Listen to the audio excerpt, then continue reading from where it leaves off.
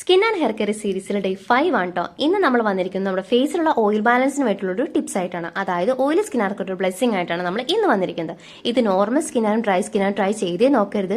കാരണം നിങ്ങളുടെ ഫേസിലുള്ള ഓയിൽ കളയേണ്ട കാര്യമില്ലല്ലോ. അപ്പോൾ ഇതെങ്ങനെയാണ് നമുക്ക് വീഡിയോയിലോട്ട് പോകാം. ഈ ഒരു ഫേസ് പാക്ക് യൂസ് ചെയ്യുമ്പോൾ നിങ്ങളുടെ ഫേസിൽ വന്ന എക്സസ് ഓയിലൊക്കെ മാറ്റിയിട്ട് ഒരു നാച്ചുറൽ ഗ്ലോ കൊണ്ടുവരും.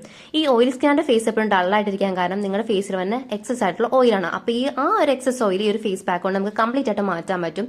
ഒരു നാച്ചുറൽ ഗ്ലോയും ഒരു ഫ്രഷ് ലുക്ക് ഒക്കെയാണ് നമ്മൾ ഒരു ഫേസ് പാക്ക് കൊണ്ട് ഉദ്ദേശിക്കുന്നത്.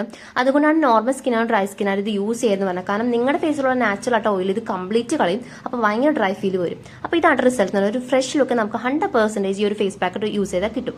അപ്പോൾ ഇതിന് വേണ്ടിയിട്ട് നമ്മൾ ഒരു 1/2 ടേബിൾ സ്പൂണോളം മുൾട്ടാണി മിട്ടെടുക്കാം. അതിന്റെ നേർപകുതി കോഫി എടുക്കാം. ഒരു 1/2 ടീസ്പൂണോളം നമ്മൾ റോസ് വാട്ടർ എടുക്കാം. ഇത് മിക്സ് ചെയ്തിട്ട് ഒരു ഫേസ് പാക്ക് ആകാൻ പരുവത്തിന് ബാക്കി നമ്മൾ ഹണി എടുക്കാം. അങ്ങനെയാണ് നമ്മൾ ഇത് ഉണ്ടാക്കുന്നത്. ഒരു 10 മിനിറ്റ്സ് ഒക്കെ വെച്ചാൽ മതിയാവും ഈ ഒരു ഫേസ് പാക്ക് ഫേസിൽ. അപ്പം പിന്നെ അടുത്ത വീഡിയോ നമുക്ക് കാണാം.